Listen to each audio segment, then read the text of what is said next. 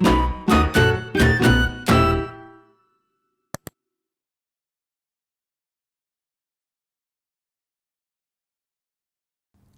you ever wondered how the internet works? I mean, how come when you punch some words or name of someone, you find necessary information?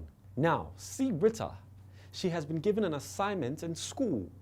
She was asked to list 5 mountains located in Africa. As soon as she punched the words in the search box, see what popped up: list of mountains in Africa. But the question remains, how does the internet work? I'll tell you. Before we delve into that, let's understand what the internet is about. Now, internet is where data and information are transferred worldwide through the servers and clients, which are computers connected to the internet. So, Rita was able to get information on the lists of mountains in Africa through Google. In this case, Google's database is the server, while Rita's browser is the client.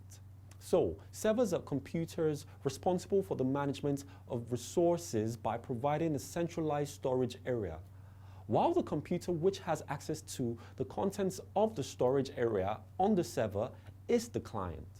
Thank you, and see you in the next class.